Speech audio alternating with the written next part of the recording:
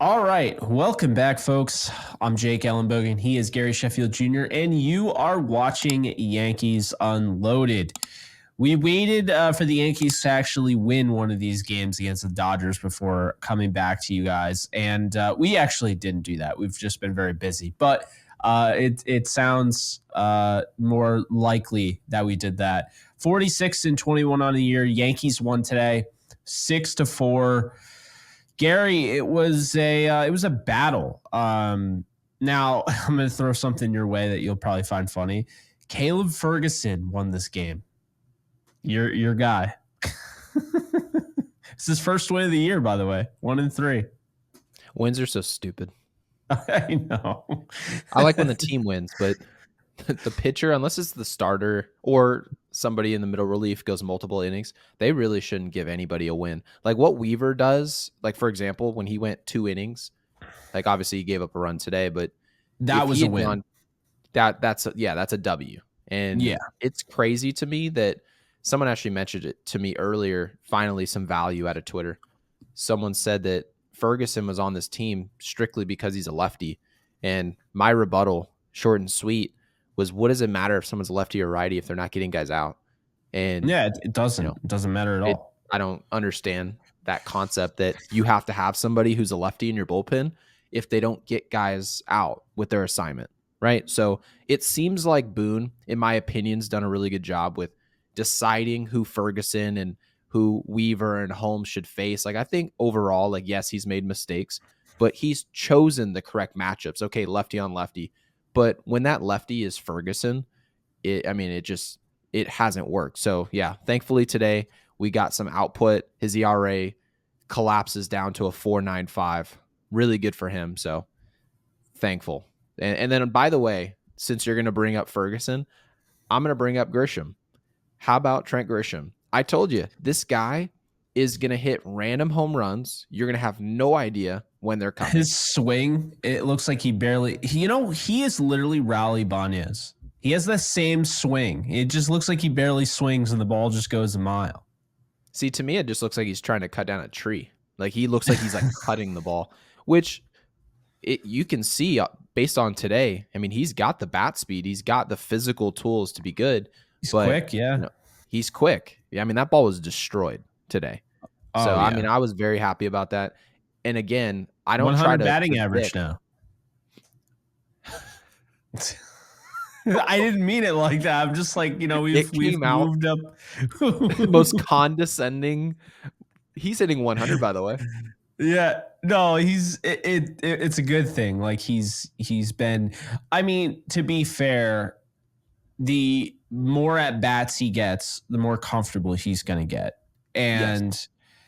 The Yankees are in a weird spot that it kind of just happened without us really realizing it. Rizzo, they're turning their back on now. The Yankees fan base has turned their back on Rizzo. LeMahieu's also had Yankees fans turning their back on him. The Yankees are not turning their back on LeMahieu. Cabrera is now back in the lineup 2 nights in a row, I believe. And now Stanton is down to 224, 0 for 13 with 6 strikeouts in this series. It's like just overnight, it seems like, oh my God, now all of a sudden these guys are struggling. That's baseball. But the Rizzo thing is a big deal. I don't want to talk too much on it because, I do want to talk about this game. But, Gary, what are your thoughts? Because, I heard, Judge has been working at first base a little bit here and there, which you already know. I don't love first base. That's typically where guys like Yordan Alvarez play because they don't really offer anywhere else aside from their bat. Right. So it has nothing to do with a disbelief in Judge. It's just like, I don't understand. And I had somebody, on Twitter kind of rudely brush me off because I said, you got to get Gary, guy was Gary Sanchez. You got to get Jasson Dominguez in this lineup. He is one of the best 9 hitters. Your job at the end of the day, and I understand people love defense, and I get that. Yep. Defense matters, but hitting matters more. And you can't tell me you're more focused on defense, and you have Gleyber Torres out there. Okay. Torres is not a bad fielder, but he's not an amazing fielder. There'd No be one will better argue he's a good options. fielder. He's not Yeah. a good fielder. So the reality is the thing that matters the most are the nine guys that are in the lineup that can hit. Jasson Dominguez right now, I would take him over Grisham. I know he had a good day. I'm not trying to hate on him, but I'd take him over Grisham. I would take him over Torres' bat right now. I would take him over LeMahieu. I would take him over Cabrera. I would take him over Trevino. I would take him over Rizzo. I would take him over any of the other guys on the bench right now. I mean, So our one 5 guy. through 9 plus our bench, we've got a better option who's sitting in AAA. And I think every one of us agree with it. And by the way, to kind of to kill two birds with one stone here, I think a lot of Yankees fans and a lot of our listeners are going to agree. Gleyber Torres and Anthony Rizzo have kind of worn out their welcome. Not in terms of the locker room. They're great. I love the type of guys they are. And so this has no bearing whatsoever on those aspects of who they are. But when it comes to performance in New York is the number one thing. You can be Italian. You can look however you want, present yourself however you want. You can be a fan favorite or hated by the fans. But if the fans think you're a bad guy, but you produce in New York, or mean guy on the baseball field, but you still produce, they're going to welcome you. We welcome everybody in pinstripes. You just got to produce. And I would probably say Anthony Rizzo is tonight. I would say Anthony Rizzo in terms of like the person is like my second favorite Yankee in terms of how he is. I know like he's spoken a lot about being a fan of my dad, like coming into Major League Baseball. So that was super cool for me. But he beat looking cancer. at what he beat cancer, right? Everything about him. And then also he's a very expressive personality. Like it's hard to ignore him on the field. So I like that. And there's been other types of personalities the Yankees have brought in, like Josh Donaldson, right? Josh Donaldson, again, really good guy. He's a great guy off the field. Got a lot of guys like him in the locker room, especially on his own team. But he's also hated by other teams, right? Hated by other fan bases. But when he's not performing, that's when we have to bring attention to it. It's not a cool act to be a fun guy or a mean guy. None of it works when you're not performing. None of it. So I say all that to say this. Gleyber Torres is a guy who doesn't field the ball at all, okay? He's not overly athletic. He's not going to burn the base pass. If he's not fielding well, what does that leave us? You got to hit. You have to hit. And right now, just reading his numbers, batting average-wise, right? We'll just leave it at batting average. He's hitting 230. Anyone who knows Gleyber Torres knows he's not going to hit 40 jacks. Outside of one season, his entire career, hitting 230 when you're not a certified power hitter in this league is not going to get it done. It's just not, okay? No. You can look at Ops Plus, WAR, all these different numbers. No one that doesn't have power who's hitting 230 and is not a good fielder is worth being on the team, okay? And I'm not saying Gleyber Torres should just be taken off the team right now or Rizzo should just be taken off the team right now. What I'm saying is that the Yankees need to seriously consider their options. And their options right now, they have a great team. It can get better. They have a lot of flexibility with what we have down in AAA. You mentioned the fact that Jasson Dominguez is better offensively and probably defensively than 5 through 9 in our lineup. That's saying a lot about how good he is. Okay, so I've tried to defend the fact that, well, Verdugo's giving you an output. He was really good today, 2 for 4. We all pretty much like what Verdugo's doing in left field. I like his short-term and long-term vision here in New York. But at the same time, you got to move someone in the outfield to make this thing work. And that movement could be Aaron Judge sliding over to first base where we have Rizzo struggling. So I'm not saying I have the answers, but to just look at what's happening with the entire roster and just write off Aaron Judge moving to first base because of Anthony Rizzo, I don't see how you can make that argument. I don't see how that's possible. So that's my take on it. Well, and my take on it is you're watching Judge tonight, goes 3 for 4. He's getting closer to a career OPS of 1,000, which is just insanity when you think of it. He's one of the greatest players of all time. I have no issue saying that. I mean, none. He's not going to finish. He's not going to hit the most home runs all time. It's just not possible. He didn't start early enough. Like A-Rod started when he was, what, 18, 19 years old. He He started at didn't. age 25, so that's very Yeah. late. I mean, my dad was in the So, big leagues at 18, so you can just do the math there. yeah. So I don't even know. I would say this. It's not a guarantee he hits 500 home runs because, I mean, we don't know what the future holds. He likely Right. will, but it's not a guarantee. Regardless, I think he's one of the greatest players to ever play the game. And I think we can all kind of agree. I mean, I know there was a lot of back and forth, Dodgers, Yankees fans, Ohtani versus Judge. There's no Ohtani versus Judge. I said this before, I'll say it again.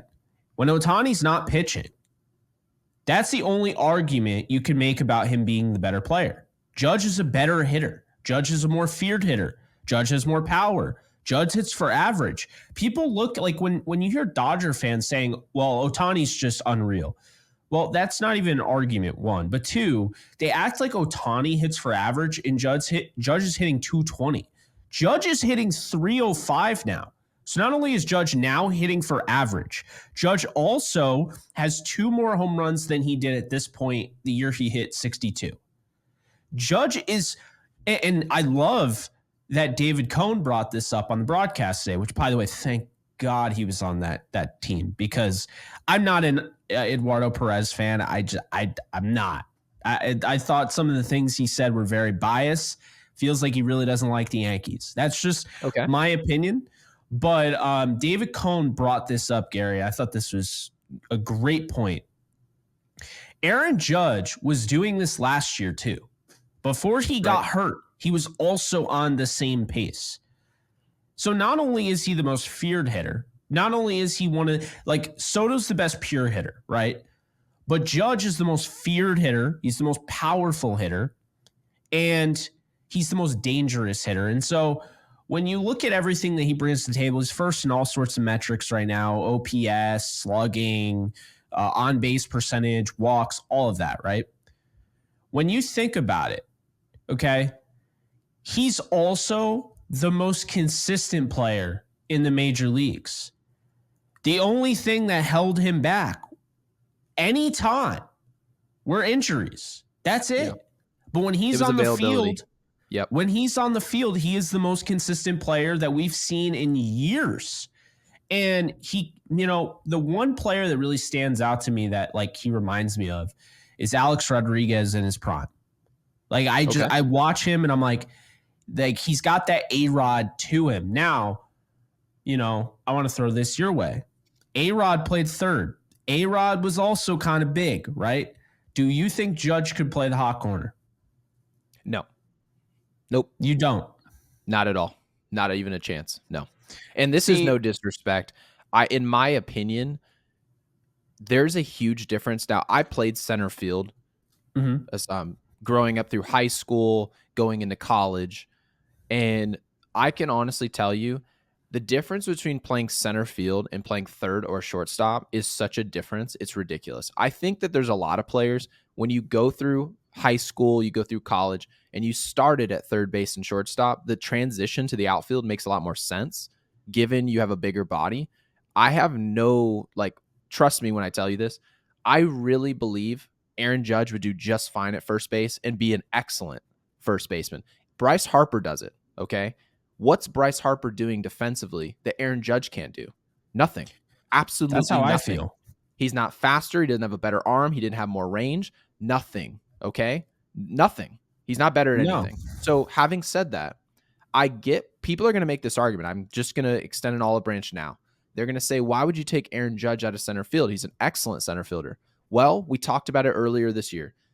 We believe that Aaron Judge will last longer for the Yankees, especially under the contract constraints that we have now, if he's no longer in center field. Either you move him to one of the outfield corners or you move him to first base or full-time DH. Because really his value is offense, right? What he does with the bat. So having said that, if he moves to first base or he's a full-time DH, right? Wherever you move him, and we open another spot in the outfield, it allows us to keep Verdugo, who's performing, in the outfield, because he's been excellent defensively in left field. And it also allows us to get off of some of the names that you just listed, 5 through 9. Torres, LeMahieu, Cabrera, right? Some of these names, you can move one of them, take your pick, and put Dominguez there. Because regardless of what people think, either Jasson Dominguez and Spencer Jones are going to be traded for a superstar or a really good player in this league, or they are going to be in the outfield. So if the answer, take your pick. So if they're going to be in the outfield, someone's got to move. There has to be flexibility somewhere, because you can't have your top prospects be outfielders and then tell me all these guys are going to play. So we have to get creative somewhere. We're on a podcast for the Yankees, so we have got to make a pick, right? You got to do something, and you can't. I understand technically you can do nothing and just punt this problem the next year, but I do have a problem having Jasson Dominguez just sitting in the minor leagues when I look at, okay, Juan Soto's hurt. Okay, we look at who we throw out. The Yankees, in my opinion, in these next few days, we have much better options, and they're just sitting in AAA. So I think that's interesting. Maybe you can argue fit-wise, like long-term, this is the best move for the Yankees, is doing what they're doing right now, going with the fit players. But I think certain bats in all these systems across baseball, there's certain players in each system where you say that guy we kind of have to make room for. I think Dominguez is a good enough player where he's no longer a prospect. I consider him a proven big leaguer. I expect him to be great. It's no longer this guessing game with him. So yeah, I think that the Yankees and Boone in general, I guess you made the argument Cashman. Brian Cashman's got to get a little creative on how he can make this work. Yeah, he does. And you know, I'm kind of tired of hearing the same thing from Yankees Twitter, like, well, where are you going to put him? Or who's he replacing? And the same people are saying who's he replacing are complaining about Rizzo and LeMahieu and, you know, every single night, and complaining about Grisham. And it's like, well, you just gave me 3 names that he could replace right now. And of course, Torres, you know. That's right. I mean, at some point or another, like, the Yankees need to figure out what they really want to do with these. Because, I mean, to your point, you know, Spencer Jones, is Spencer Jones the first baseman of the future? You know, like, who knows? What I will say is this, and I want to point this out, because this could actually have some value and hold some weight down the line. Okay, Augustin Ramirez has been insane. He's been good. He had 3 home runs the other day. He's been crazy. So Ramirez, what I noticed, has started to play first base. And that was right when they benched Rizzo. Seems Ramirez is on that 40-man roster. So they could actually add him without any sort of move or anything like that. So I found that interesting, because Ben Rice is also playing well. And they moved him to first base. They also had him catch Garrett Cole in his first game. So it's really interesting. Did Ben Rice become the catcher that they look at? What do they think about, you know, Trevino? Do they have 2 years with him? Is it just 1 year? Where are they on, you know, Wells? I mean, you have to imagine Wells, with the unlucky, you know, aspect of his game that he's had pretty much all year, that is going to take a turn for the better. I mean, it's going to get better. You can't just you have 162 games, right? It's going to get better for him. And I think he's added some things that I've noticed. He's fast. I mean, for a catcher, surprisingly fast, steals bases, runs out, base hits. But he's somebody that, you know, can make, you know, hard contact, can work counts. So that's exciting. But yeah, and a lot of us in the Yankees world have complained about the lack of athleticism. I mean, you can't really complain too much about this roster. I mean, we're 46-21. We're leading the Baltimore Orioles, who are one of the best teams in Major League Baseball. They're 5 games ahead of the Dodgers. They just lost 2 games to the Dodgers. They're still 5 games ahead. Right. So we're talking about marginal moves to be made. I mean, the Yankees are great. So, but we have talked about their lack of athleticism. If there's anything to point at, you can say Stanton, Grisham, Torres, LeMahieu, Cabrera, Trevino. How many of those guys are scoring from first on a ball in the gap, right? How many of those guys are going first to third on a single to right field? Not many, right? So that doesn't mean the team's bad. It just means that there's a way for them to get better. And to be honest with you, when we've talked about Wells and just his production, some of it's unlucky, some of it's still baseball you got to perform. But the one thing he does bring, and we've talked about it a lot on this show, is his athleticism. He's very athletic for a catcher. Okay. And you've mentioned guys like Dominguez, right? Guys like Ramirez, Ben Rice. A lot of these guys are pretty athletic. Okay. So Yeah. the Yankees have some options in their system to kind of fill some spots in that area that people are complaining about, people are noticing. Okay. So when guys like Soto and guys like Aaron Judge aren't performing and putting the team on their back for a series or two, maybe some athleticism can get involved and win us a game or two down the stretch. You never know. So I'm just mentioning the fact that the Yankees don't seem like they have to make any type of trades to fill some of these holes. I think we actually might already have them. No, I agree with you. I don't think, and I know it sounds crazy, but the Yankees really don't need to make a move at the deadline. They don't need to, right? They have everything in their back pocket. The question is, like, having like a key, right? Like, okay, I have a key to get in the house, but you have the car key and you don't have the house key. You can't open the house with the car key.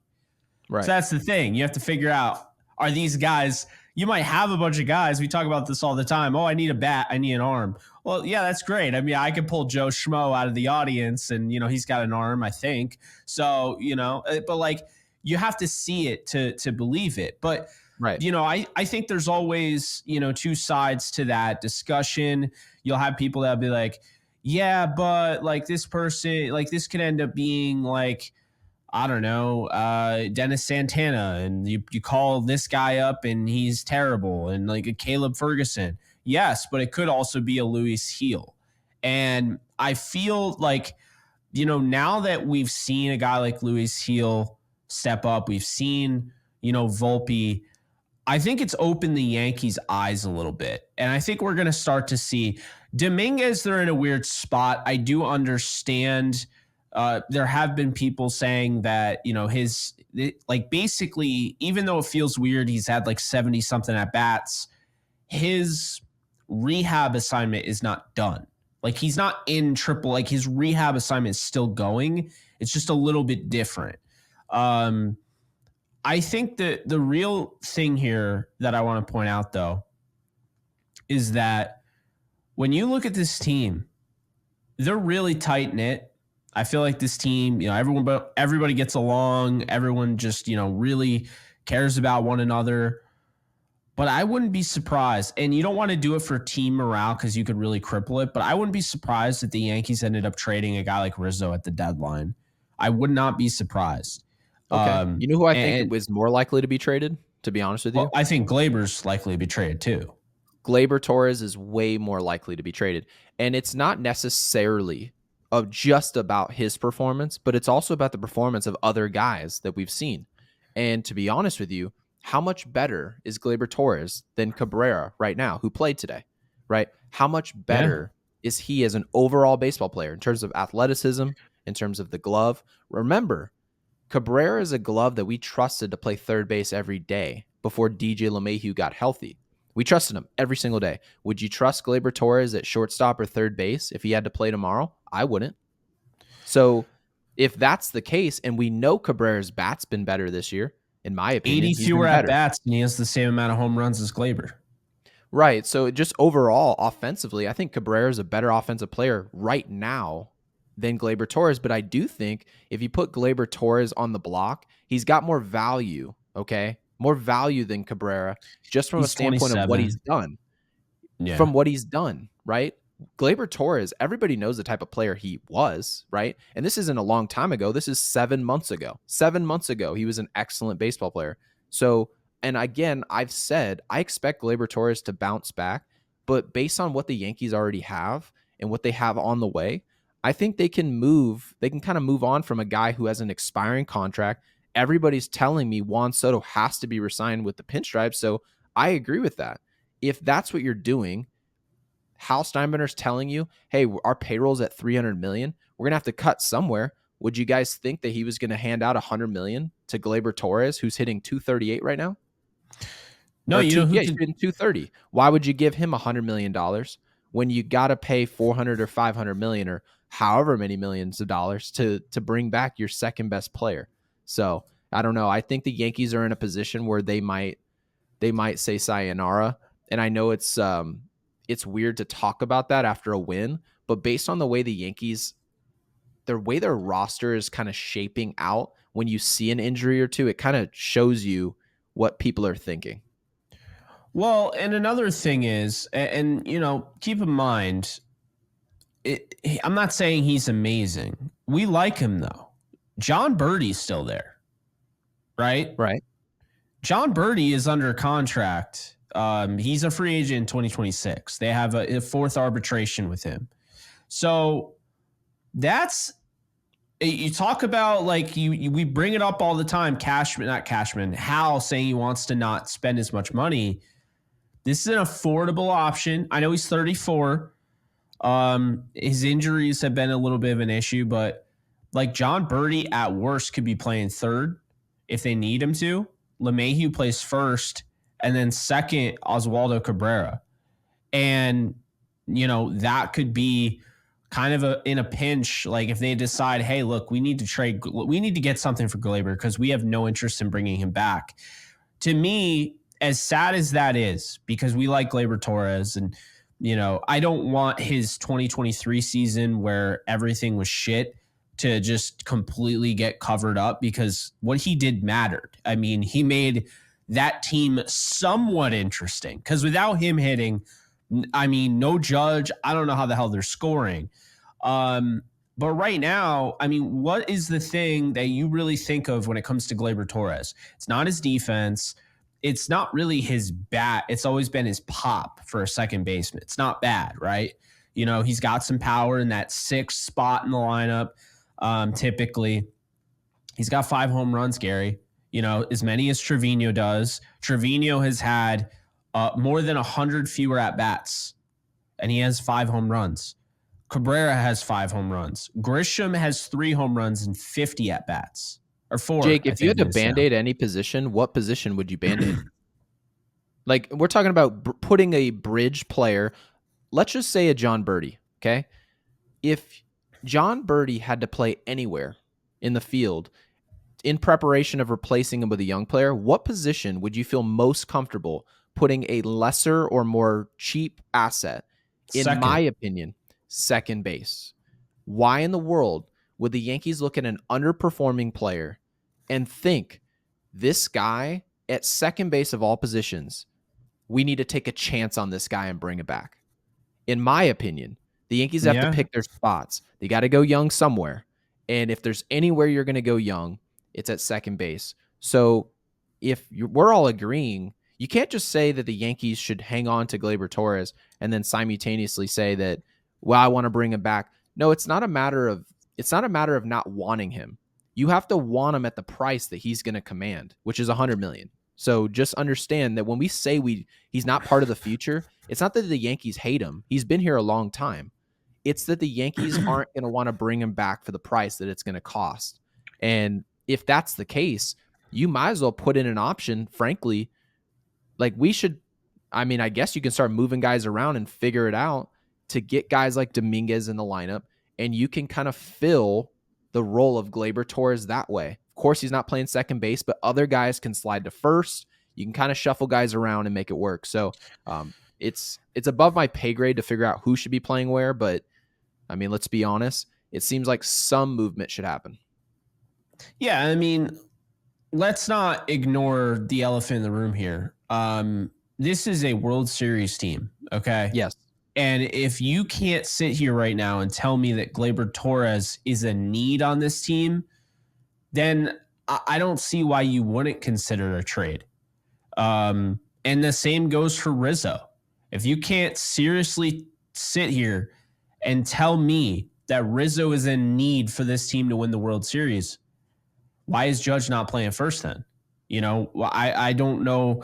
I would rather see what Augustin Ramirez has. I'd rather see Ben Rice. I'd rather even Austin Wells has been taking, grounders at first and everything. So they've kind of been telling us, and I got ahead of this early on. If you remember, I said this is Rizzo's last year. I was very You did say certain this was Rizzo's last year.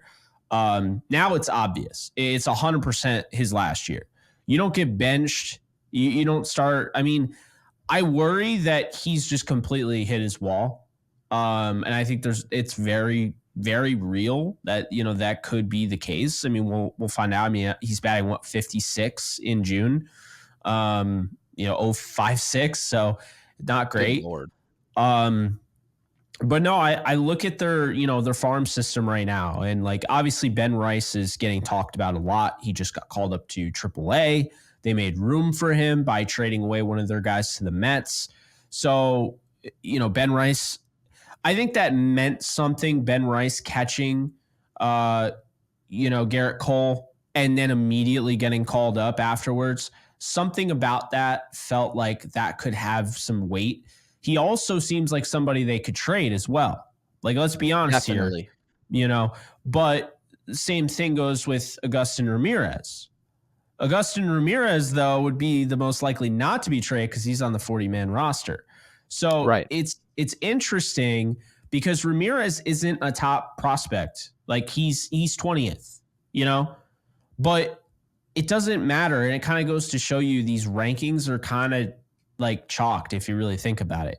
Ramirez is hitting 276 right now in AA, and he's got 15 homers. Okay. He had 18 all of last year, 3 different teams.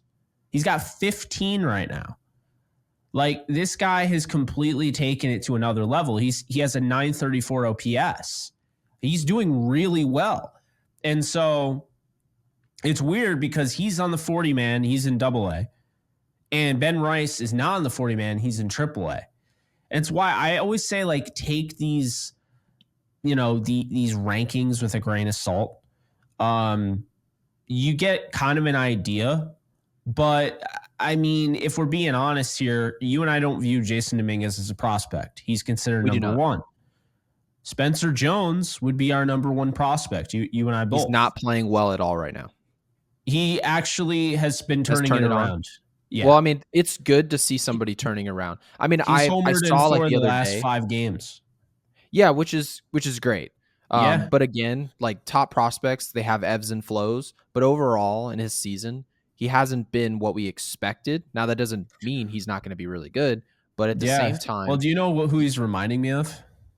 Jasson Dominguez. Oh yeah. Yeah, Jasson Dominguez wasn't. Yeah. I actually sat there, and I think we had talked about this. We did. We didn't have a show at the time, but I sat there and I was like, I don't really get the hype with Jasson Dominguez. Like, I want him to be great, and I'm excited about him, but I don't know why I'm excited because I look at his stats in the minors, and I'm like, he's not really doing anything. And then he came to the majors, and he was on fire. And Everson Pereira is hitting over 300. And then he comes to the majors, and he's far from on fire. And it was like Oswaldo Cabrera, and Oswaldo Cabrera's hitting 241 in the minors, which isn't great. It's not awful, but it's not great. And he comes to the majors, and he's hitting 241 in the majors, which you'll take, right? So, obviously, production matters. It always does, but it's weird because in the minors, it's so hard to gauge. I mean, we've seen guys struggle, and I think part of the problem is, and I've always said it, baseball players are babied to all hell. And I think guys that are ready to move up, if they don't move up in that moment, mentally they can die. Like, their whole career can be killed right then and there. They're also so valuable if they do work, because you have to remember they essentially work for free. I know $500,000 is a lot of money to all of us, right? To us podcasters, to us listeners. 500 G's is a lot of money. That I wouldn't mind 500 G's right now. 500 G's is a drop in the bucket in this industry. $500,000 is nothing. Okay? Gary and I would get red cameras. Sure would. $25,000 camera. That's absolutely right. Yeah, because our $5,000 cameras weren't enough money. Yeah. But let's be clear. This is one thing I think everyone can agree with, but it's never really talked about. And this is the dynamic between the big leagues and AAA and AA and all the other Is areas in your system, right? Right. So think about it this way. Just because a guy's struggling in the big leagues and someone's performing well in the minor leagues doesn't mean they're the better option. It can mean that, but it doesn't mean it. Okay. So hitting in double A is much easier to hit in the major leagues. That's obvious. Everyone knows this. So people will look at someone's numbers and say, well, he's hitting 295. He's hitting 295 in AAA. And this guy over here is hitting 238 in the big leagues. Why wouldn't we just make that swap? I'd rather have this 300 hitter, someone who doesn't strike out at the lower levels. He'll be a better option than this guy. Well, not necessarily. Okay. It doesn't always translate that way. A lot of who's called up, who's utilized, who's traded, who's kept goes into projectability. And some of that production that you talked about with Dominguez, some of that was the Yankees just seeing something. Because remember, Derek Jeter a long time ago, for those of you who are diehard Yankees fans, they'll remember Derek Jeter's remembered as a great fielder, great offensive player, table setter for the Yankees, right, in our dynasty. But what people don't talk about was he was atrocious defensively early in his career, and the Yankees kept him at shortstop. They believed in him. Well, no metric said he was going to be great at shortstop. The Yankees just saw it. Okay. So part of this development and who to go with relies on feelings, like human beings, right? Some analytics, but there's also some people in there that say, I don't like the look of this guy, or I really like the way he does this. It reminds me of this guy that I used to scout in the late 80s. And they project that into the big league. So maybe Ben Rice, like catching Cole and all these guys, maybe it projects to the big leagues for the Yankees, or maybe it means a trade. But it's so hard to just look at production in AAA, because I know earlier we said, hey, why don't we just call this guy up and replace Gleyber Torres with Ramirez, or maybe it's a possibility.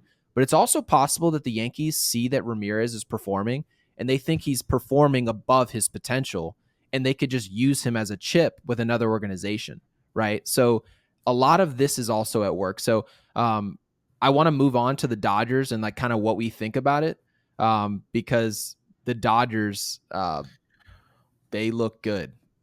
They look good. And the one thing I'll say about LA, they've kind of been put into this spot, I think, because they got off to a little slower of a start than what people were expecting. I don't know what people expected, but I mean, they're 41-26. They're excellent still. But what's so interesting about this team, they were seen as a top-heavy team. And what I've tried to tell people is that, and this is not a Dodger show, so we're not going to go crazy, but there's not really a such thing as a top-heavy team unless you're looking at two all-time great players and a bunch of nobodies. They are not that, okay? If you're getting production from Gavin Lux and Kike Hernandez in the 8 and 9 spot in your lineup, okay, and to which they got today, Mookie Betts, Ohtani, Freeman, and Will Smith is going to look pretty good. And of course, Teoscar Hernandez hit a grand slam yesterday. He was 2 for 4 again today. He's going to be an all-star. He is going to be an all-star. And I tried to tell people, when great teams, all-time great teams, their 1 through 4 is historic. When they make additions to the 5 through 9, it's going to be heavy. It's going to be hard to navigate. Not impossible. Actually, you can argue baseball is the easiest sport in the world at making up the gap between someone having more talent and versus just beating them, right? How many World Series have the Dodgers won since they put together this collection of talent, right? Not these guys, but in general, the Dodgers have been excellent for years. They've won once, okay? It's hard to win in Major League Baseball, but you can see when you play them in a series how much pressure a lineup like this puts on you. You can't just say, hey, well, how much talent can they get, right? And just say that, treat them like the NBA All-Stars. And then when Juan Soto's when he's a Yankee, we want to talk about a tandem, right? And how good it is. Well, you at some point you got to tip your cap and say Freddie Freeman, Betts, and Ohtani is pretty freaking good. So that's Will what Smith I'm doing is batting right now. 288 too. So, You have Teoscar Hernandez hitting 266.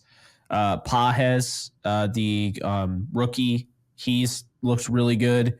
He has. Gavin Lux, I think the bat is going to start going. I mean, it looked like it got going in the series. Went through a major injury, by the way, not long ago at all. So he's definitely on the rebound. Yeah, and then Glass now, and this is just baseball. 12 strikeouts, and he gives up a 3-run jack, and now his ERA, he gives up 5 runs, and it's just like, bro, that doesn't even seem fair. Not complaining though at all. Let's talk about the Yankees side of things. Volpe may have gotten screwed on his 34 straight on base. I don't think that was caught. I don't know why they overturned that. There was not enough evidence to overturn that. No, so I just thought it was one of the things. In my opinion, I thought he caught it. But I'll say this. Okay. I didn't think that you can definitively say he caught it. So that's why I was saying that, Yeah, the rule is just kind of the rule is just kind of weird because they say there needs to be definitive evidence. That's literally like in the book. Like that's what they It's the definition. Say. Yeah. And I didn't see that. No. Verdugo continues to mash, which I like. Obviously, Judge is the best player in the world. Stanton, I'll say this. I like Stanton. I hope he, keeps hitting bombs, but I'd just throw some caution because this is what Stanton does. He gets off to good starts, or he goes through a nice month, and then he starts struggling. So I don't know because he's hitting 250 right now, I believe, for the month. Just started. We'll keep an eye on it. But Stanton now at 224. Obviously, 0 for 4, not a great day. Even against Glass now, who he's hit multiple bombs against. I thought he had a one at bat where I thought he really battled. Torres had one of the worst at bats I've ever seen in my entire life. The one where he I feel like that's a sentence I've heard a lot. It was bad. Grisham, hats off to Grisham. I thought he had a great day. LeMahieu had a hit. Cabrera had the home run. Can't forget about Oswaldo Cabrera's home run, literally wrapping it around the foul pole. And Trevino, I want to talk because look, I know he went 0 for 3, and his bat has calmed down. But first off, I have to say something because on the broadcast they were like, "I don't know why Trevino didn't throw down to second." Are you freaking kidding me? No one was ready for that. No one was covering second. None.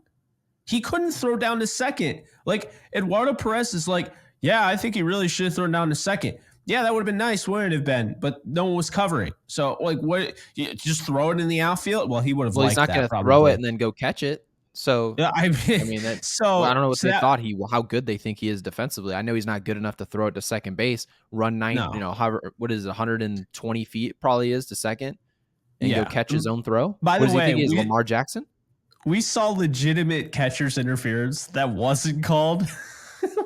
He got literally tripped while trying to go and yeah. I was honestly glad to see it just because from a standpoint of I hate catcher's interference. There's certain rules in this game that are so stupid. Drop third strike, catcher's interference, right? He's in the base pass. He's not in the base pass. They don't have any consistency with these calls. The umpire is not getting any flack from me because he didn't throw out Boone. He didn't have a God complex. Right. He let Boone talk. He let Boone yell. No, I give umpires a lot of credit. No, I agree. It was kind of funny, just the dynamic. I understand it. It's a competitive game. I get it. But it's like Trevino catches that and they're not complaining about that. Trevino, right. He just misses it and then he goes over and complains, which I get. Like he totally was tripped and everything. But what did Trevino do the next play? Channels that anger. Man, he threw all that anger into that ball that he threw over to third. They said he threw it like 75 miles an hour. And as they said, he needed all 75 miles an hour of that throw to get it over to third and get out Pages, which was awesome. Because 75 doesn't seem very hard. Well, I know it Keep in is, mind, it's from the clearly, but crouch. It's from the crouch. yeah, I would be interested to see like well, there'd probably be people getting hurt, but to see how hard guys can throw the ball from a crouch. Like in the All-Star game, just like a bunch of Oh random yeah. events. How hard can you throw the ball from right field and like all those competitions? I would watch that. I mean, they're gonna have to figure out something because it's getting a little stale with all these all-star competitions. It's not just You don't want to baseball, all of Yeah. all of sports, man. Like the slam dunk competition, no one watches that. Nobody. Who watches Well, that? yeah, they don't so the reason we don't watch the slam dunk contests and all those All-Star game contests is because They're we just make repetitive. fun of people. No, you get made fun of. It's not worth it. Think about it.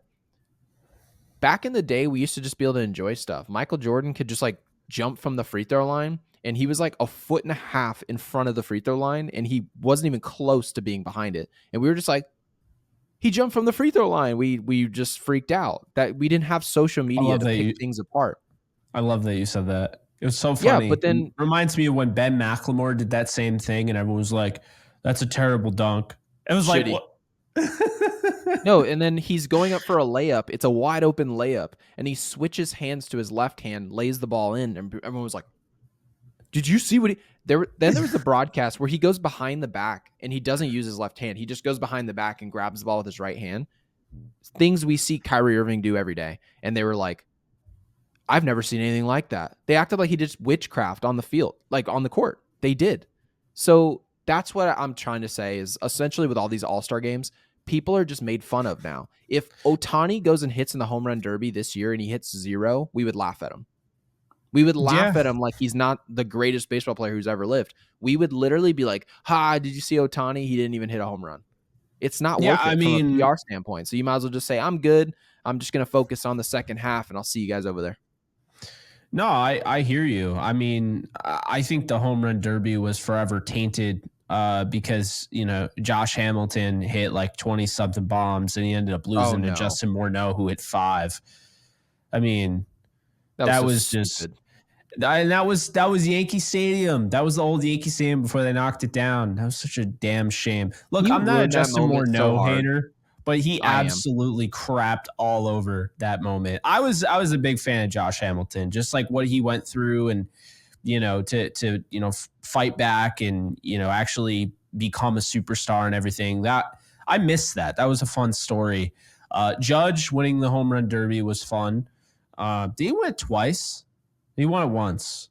I think Soto won once, it twice. but that Hamilton home run derby was the best derby performance ever. I don't care And it what had the Morneau original did. format with the 10 outs, Yes, which is which now was it's way like, better. what the hell is it now? You hit a home run and it tacks on 30 seconds, or it's like Oh straight out yeah, of a past video a game. certain yeah, so they're like if you hit it over 450 feet or over 475, we add time. First of all, I like the concept that they're adding more swing so that there's less pressure to not hit a home run and you just get to see more home runs. But the problem with the fast-paced system, they don't let us watch the damn home run. So if I can't watch it hit the back of the Oh, I know. stadium, who gives a rat's ass if you hit it I 490 just feet? hear Chris Why do I Berman care? going back, back, back, back, back. I was like, I didn't even hear. I didn't see. I didn't what? Okay, Jake, before we go, I have to say this. This might be controversial. The most important aspect of the home run derby was watching to see where it landed and then saying, wow, did you see where it landed? Outside of that, the home run derby is not important. The only reason we watch seeing Josh Hamilton at Yankee Stadium, yes, he was hitting a lot of home runs, right? He was doing it in volume. That was really cool. But the coolest part about it was seeing the fans turn around and have fans reaching up to catch the ball at the back of the bleachers in right field, seeing the ball go Oh into the yeah. third deck, okay, and saying, wow, did you see where that ball went? Did you see how he hit the ball into the black seats? All these different benchmarks in the field, when you take that aspect out of the home run derby, it is literally an unwatchable event. I can't watch it. No, I get that. I mean, that was always a big thing for my dad and I. We actually, him and I both had the thought process like, if a guy's barely hitting him over the wall, I don't want that guy to win. I don't want Right. cheapies in the home run derby. I want to see majestic bombs. I want to see a moonshot, like a legit moonshot. I want to see 500 feet. Probably not going to hit 500 feet every time, but I want to see something like that. I want to And see you so try. when you see a guy like Judge, or you see a guy like Stanton, or Soto, or Alvarez, or just one of those big power hitters, and they lose to like a slap, singles hitter because he just slapped 10 of them over the wall, and Alvarez got tired and only hit 9, but the 9 he hit were like a combined like 3,000 plus feet. Like Right. that is really that's the frustrating part of it. I always said this: Brett Gardner probably would have won a home run derby. That dude would I have bet just you slapped him over the wall. Ichiro would have won the home run derby 100%.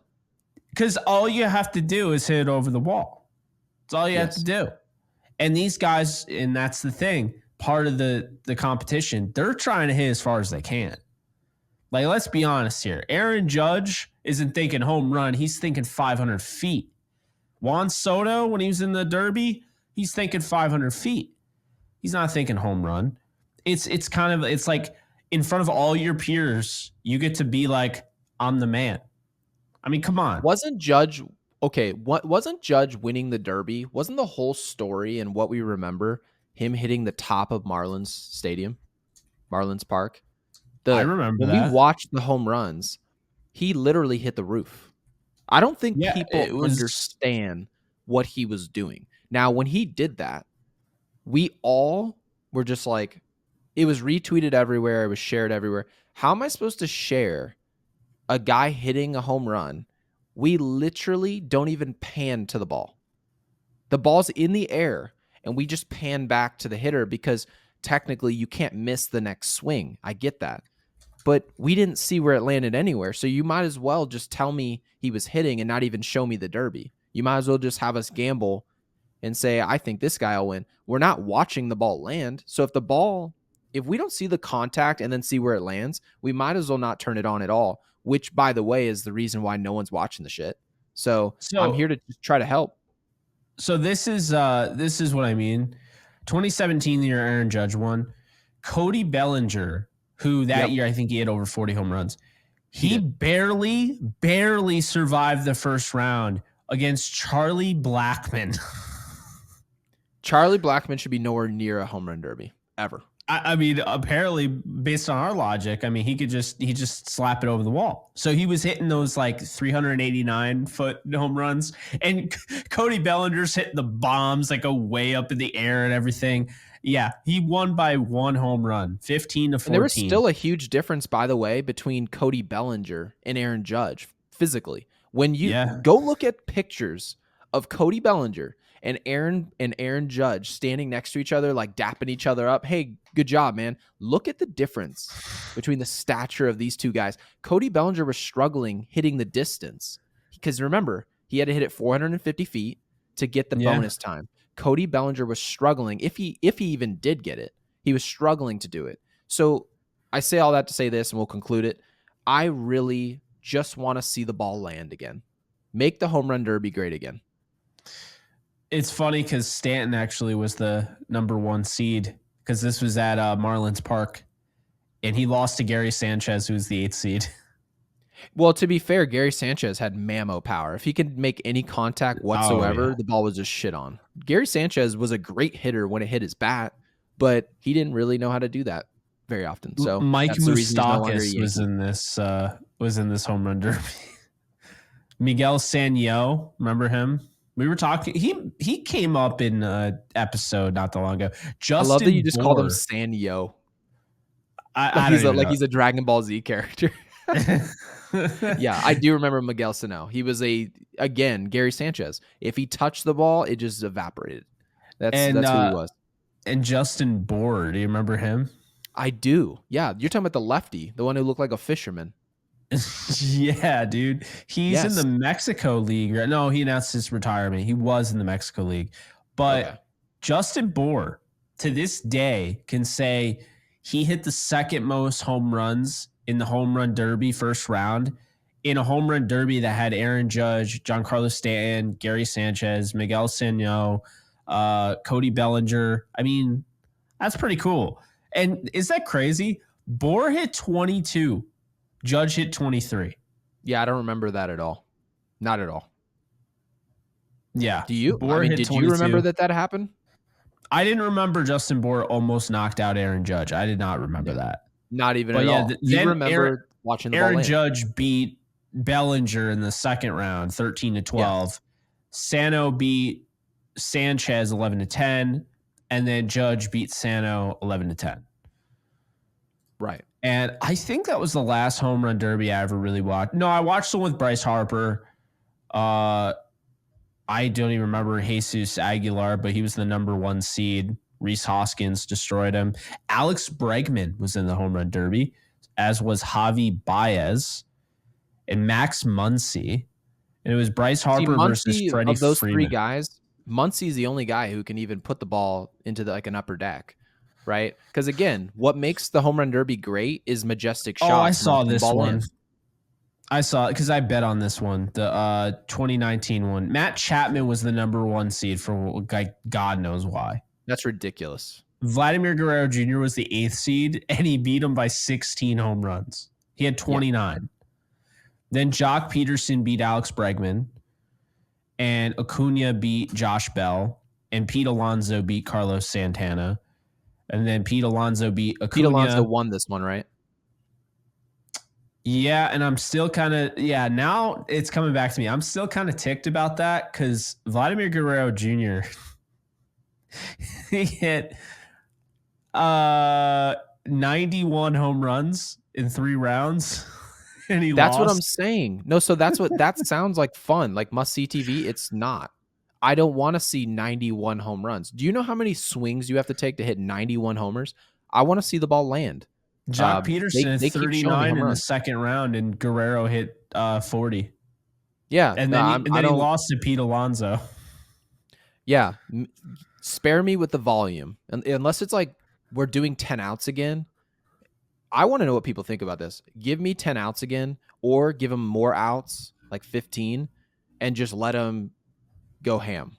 Okay, take our time, let the ball land, because I'm only going to remember the shit if you show where the ball landed.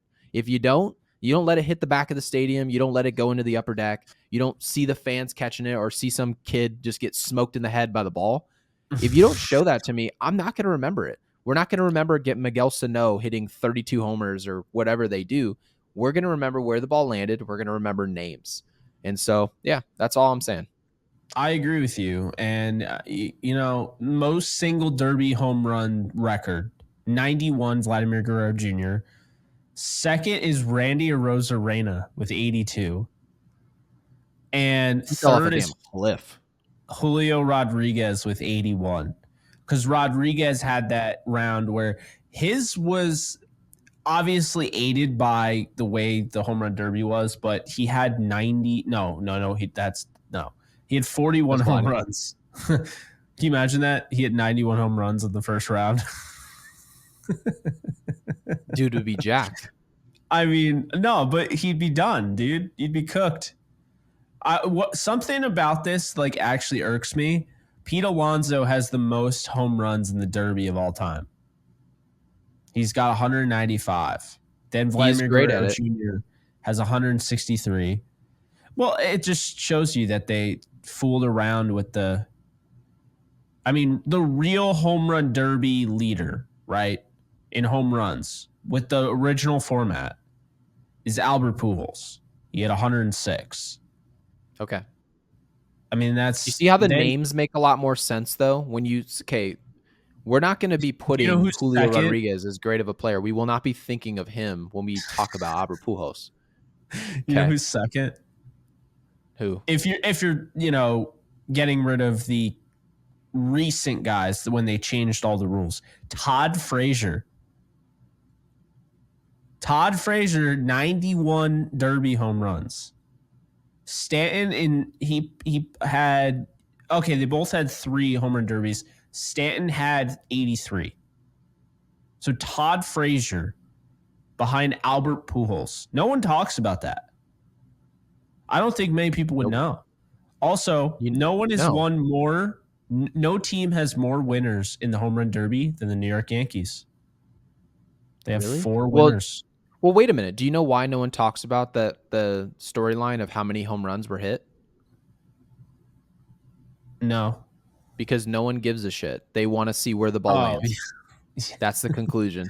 And I I'm should telling I you, no should one have talks known. about that. Fix the shit, please. That's all I ask. Yeah, I that's all I mean, ask. we had a home run derby where Ken Griffey Jr. hit 3 home runs in the semifinals to beat Carlos Delgado, who hit 1.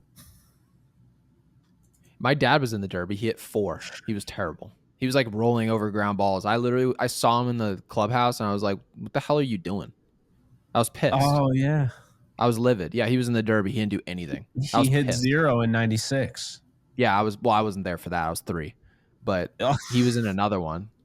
Do better, And Gary. That's your yeah. fault. Yeah, he was probably like coerced into doing it later. It wasn't me who told him to do it. He did it. And you can always assume my dad was never going to be good in the Derby because he's like a contact player and he just hits line drives that happen to go out of the stadium. You're not going to hit line drives and win a home run derby.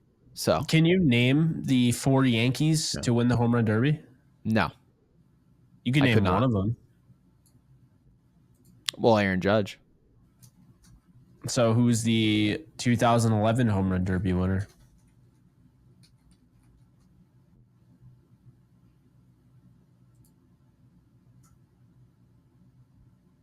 It was Robinson Cano. I should have known that. Do you know I who won honestly forgot that Robbie 2002? Cano was a freaking Yankee. That's crazy. I know. It's funny. I totally thought he was going to get re-signed and he was going to be a So franchise sad. player. It is And sad, he but was great, but I mean, he I'm chose not the kidding money, you. man. Before he signed, he was on speakerphone. So now that it's long enough past, I can just bring it up. We were on speakerphone, and I remember he was talking to my dad. My dad was telling him, "You need to sign with the Yankees. They're going to protect you. They're going to protect your legacy. My recommendation to you would be to stay with one team." Obviously, my dad having played for a lot of teams, it can benefit you in ways that you're not picturing right now. And in my opinion, if the Yankees offer is still strong, yes, the Mariners are offering you maybe 240. Yankees are offering you around 200. Take the 200. You're going to make that money back in endorsements. Yes, you're going to pay more in taxes, whatever. Just take the 200 million. And I just remember him just saying, well, if they want me back, then they'll give me the 240, and then the rest is history. Right? So that's the crazy thing. So, yeah, long story short, you don't always take the money. It doesn't always work out. I've actually had experiences with that where I've made the right decision. We'll just say that. Yeah. Yeah. And sometimes taking the most money is the smart decision. So you have to definitely consider that. Yeah. So the 4 Yankees who've won the home run derby. Wow, this thing went off the rails. But Aaron Judge, Robinson Cano, Jason Giambi. I was gonna say Giambi, no. And Wait, Tino wait. Martinez. I wasn't gonna say Tino. No way I was gonna say Tino. He beat out Larry Walker and Mark McGwire. There's something. Tino Martinez was like an enigma, man. I remember that week. He had like 13 home runs to start the year. Everyone behind him was like 5 or 6. This wasn't 99, was it? 97. Okay, I was gonna say because I was at the 99 Derby. That was at Fenway. I was at that one. And Mark That's McGwire so hits a cool. home run. I can show you the video. We should be allowed legally to show the video because I'm a part of it. And McGwire hits a ball that literally just fucking evaporated to left field. Everyone just turned their neck and it broke. They panned the camera to the sidelines because remember, all like the family and everything was right there before. I don't know why we were there. We could have just been hit by a ball easily, but we would just stand right there behind like third base line and we would just sit there. And when McGwire hits this home run, they pan the camera to the family section, and I'm sitting there, and I'm just like, whoa, just like losing my mind. And I'm in the worst outfit money can buy. Oh my God. Dad could have bought any outfit. I could have been wearing a full Gucci attire, and instead he chose to put me in like this, like I look like a picnic table. I look so bad. I'll show it to you. I'm gonna pull up a picture. I look terrible. I was pissed. Oh man. All these years later, I was mad. So that's hilarious. Your Bobby Bonilla was in the home run derby. He didn't win though. Juan Gonzalez won. Your dad hit 4, and he tied for third with Joe Carter, Cal Ripken Jr., and Larry Walker. McGuire won that one. That was at Jack Murphy Stadium, wherever the hell that is. San Diego. Oh, that's Yep. where it is. I was at that one. Yep. That I was remember it. 9. That was 94. No, there's no way that that's the one he hit for, because he was in a home run derby later than that. Give me a second. That was 9. Oh, there's Ruben Sierra. I loved that guy. I can't even find it. I just saw it. Now I can't find it. Wait, so the Now I'm home run seeing derby Gary has only been Sheffield home around run. since 1990. Or no. That's wrong. It's showing only 1990. Ryan Sandberg won with 3 home runs. Did the home run derby just suck back in the day? Well, we have revisionist history, so we remember nostalgia has us thinking everything was better in the past. Never has anything gotten better to the consumer. So they can watch someone hit 3 homers and be like, "Oh, they were shots," and they went 390 feet in the Kansas City night. I'm telling you, Frank people don't. Thomas. They change history. Some things have gotten better, some things have gotten worse. The home run derby has gotten better in some ways and way worse in others. So yeah. I love that we spent 30 minutes talking about the home run derby. Why not? It's our show. And I think people will listen, be interested. Well, I think that's going to wrap it up. 1999, by the way, was the Fenway one that you were talking about. So, Yep.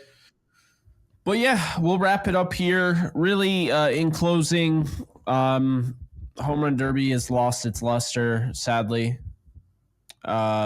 What else? Jasson Dominguez needs to be on the active roster. Yeah, we got to get creative, find a way for him, because Gotta get creative. it's not Aaron dire. Judge, We're a great team, but come on. Aaron Judge should move to first. LeMahieu should probably move to second. They should probably end up trading Torres, if we're being honest.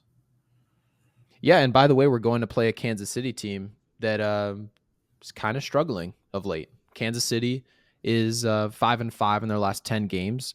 I've mentioned Yankees are 9-2 in their last 11.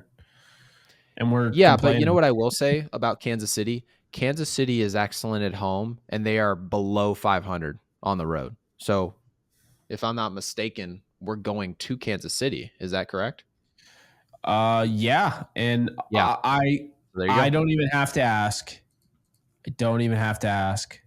I already know that they are going to go up against Singer. I already know. I know how this works. They cannot hit Singer. It doesn't matter who's on this team. Sure enough, they'll be going up against. Oh, it's a 4-game series, so they'll definitely get Singer. Yep, 100%. He's June 11th. So Tuesday, Stroman versus Singer, Rodon versus Lugo.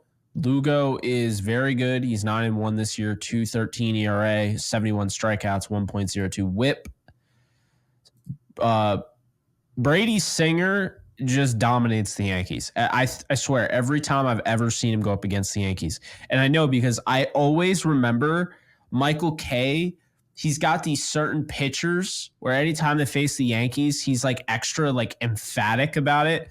So it'll be like, they just can't hit Singer today. Or like, and Singer strikes out another, like, and I just remember that. So he's just one of those guys. They don't have anybody scheduled against Poteet on Wednesday. And Thursday, they have Alec Marsh, who isn't he's all right. He's got a 4.05 ERA. So, yeah, Kansas City is coming. They're coming out with the big guns, first 2 games. Lugo and Singer, that is not going to be easy. They got Rodon and Stroman, Poteet and Cortez. They'll have Heel for Friday. When the Yankees finally in June play the Red Sox at Fenway Park, and it'll be Heel versus Criswell. I don't know why he has me thinking of cooking spray. Crisco. The Red Sox are the middest team of all time. They are spot on the nose, a 500 baseball team. They're not bad. They're not good. They've got bright spots. They've got dark spots. They're they're a team that you got to show up and take care of business. 500 baseball teams doesn't mean you're terrible. Like the way a lot of people see No. it. Because if you look at the Red Sox in the standings, they're 12 and a half games back. Seasons, like they're looking at wild card and they're not even looking up at the So Orioles and the Yankees. So, so 2 weekends from now, mm-hmm. we got the Yankees and Braves, which I think we're trying to go to. We're trying to, yes. We're trying to. So we'll see. We might have some interesting content for you. Maybe even go, I don't know, live on our phone or something after the game. I don't know. Yeah. We'll figure it out, but that's something. But the Yankees, I mean, we knew it was going to be tough. Minnesota, they dominate, but I mean, to go on the West Coast and really dominate the West Coast, Seattle, obviously you took care of them at the stadium. You split that series and then you beat the Padres series, you won the Angels series, you won the Giants series, you swept the Giants, you swept Minnesota.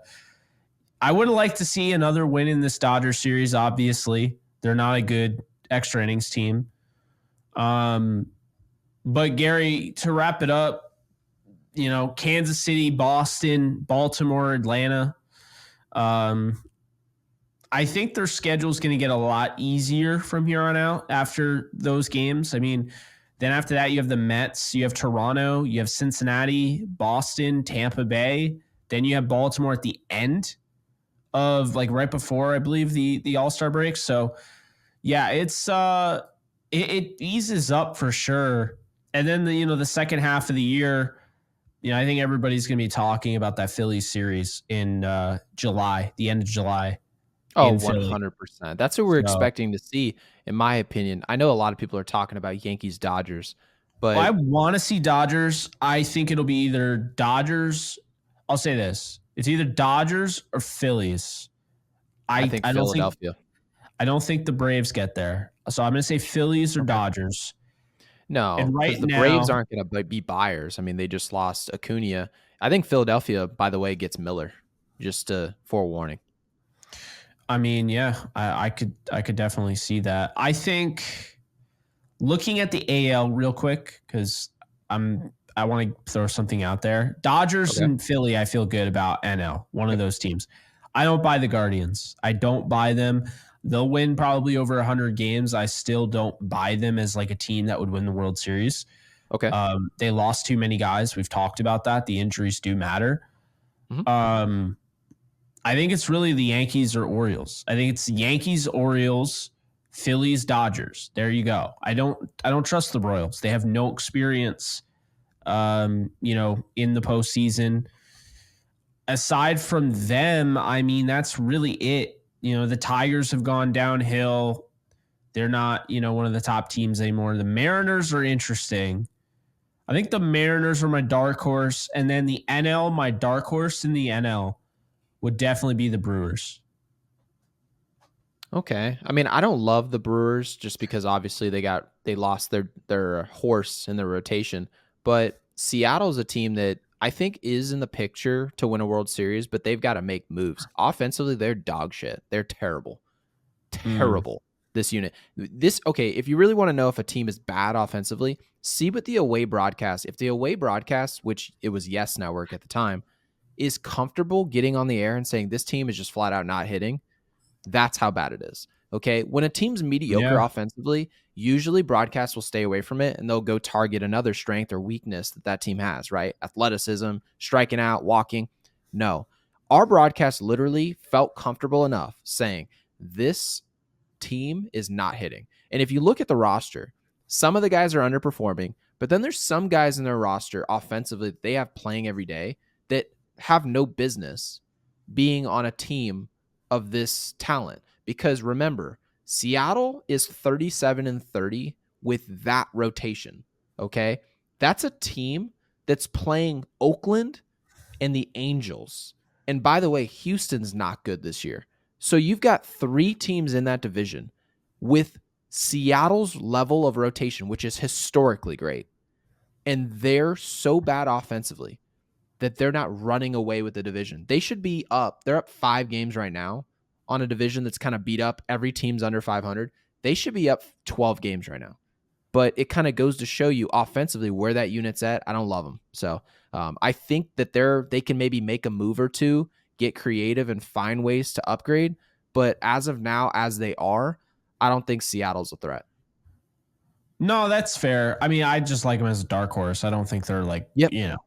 But I would say this. I mean, Seattle is where the that's where it stops. I mean, really, you could break up the league at this point. Now, I'm not saying things could change, right?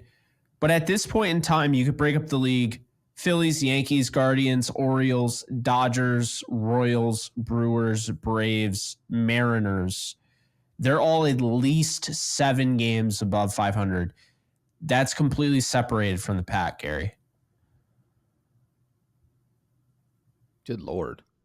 I mean, the Twins are 34 and 31. After that, the Red Sox are 33 and 33. Right. So huge gap. So do you realize 1, 2, 3, 4, 5, 6, 7, 8, 9, 10. So the Red Sox are the 11th best team in the league right now. Yeah, that sounds about right. Right. That's how bad the league has been this year. The league is not very good this year. So the top heavy teams, I mean, they're really like it's not even really up for debate. That's why I feel like this could actually breed a pretty loud trade deadline because those top teams are like, well, we're separated from the 18 or so teams behind us. But what about the teams on our level? We got to separate from them. We got to try to be that number one team. So, well, the AL Central, it kind of does mean, though, that the AL Central, they could get aggressive. I personally like Kansas City more than I like Cleveland. That's just my personal opinion. And those teams in that division, I just don't. Right. I mean, that's fine. They're not a bad team. They're good. No, they have 325 runs this year. I mean, that's only 6 less than the Yankees and 7 fewer than the Phillies. Right. So Kansas City, they have to believe they can outrun Cleveland, right? Who lost Bieber. So having said that, I'm expecting an aggressive deadline from both of those teams. I expect both of them. One of them is going to add a power arm and in the back end of the bullpen, in my opinion. Obviously, they've got Clase over there in Cleveland, but I think one of them is going to make – I think Cleveland will be an offensive addition and Kansas City will be with pitching. We all know what you can do with great pitching in Kansas City. They won them a World Series. So it wouldn't surprise me at all if they do that. So, but in terms of what you just said, it's kind of good for baseball to have some level of predictability because when you don't have any predictability in this game, what it literally means, and people don't really look at it this way, is that the Dodgers, Yankees, right, Phillies aren't going to be a part of the biggest games. I know everybody was excited to see the Diamondbacks in the World Series because you were rooting against the Dodgers, and that's all fun and games. But when the World Series turns on, people didn't watch the shit. So no, it was the lowest rated of all time. I'm from Arizona. So at the time, I was rooting for the D-backs to get through every round. So I was happy. But remember, you get to the World Series, and then I turn around and said, where'd everybody go? People all said they wanted this to happen, but where'd they go? When the World Series starts, it seems like the Yankees and Dodgers or the Yankees and Phillies, right? Or Orioles and Phillies being in the World Series would have been more watch. I think we can all agree on that. So why wouldn't I root for that now, right? We got our D-backs World Series last year. We got the fun, young, athletic team in the World Series. I think it's time for the big boys. Now, I think baseball needs the big boys to be a part of it. The Yankees have to show up and do their job. Baltimore is not to be messed with. They can still win this division. You cannot take them lightly at all. I don't believe we are. But the Yankees need these big boys in the World Series because if not, baseball needs that. We need that to grow this game. And if baseball grows, everybody grows. Everyone eats. Yeah. The Yankees need Juan Soto back in the lineup, which it looks like he will be tomorrow. We'll see what ends up happening. But that is going to do it. Long-ass episode, probably one of our longest. Definitely one of our longest. I don't know if it is the longest, but it's one of them. So we appreciate you guys sticking it out with us. Been a lot of fun. We talked about home run derbies for 30 minutes, but, But no, it's been a fun episode, and we'll see you guys soon. Yeah, we'll be talking about the Yankees and Royals series. Big one coming up. 4 game set. Yep. And like this video.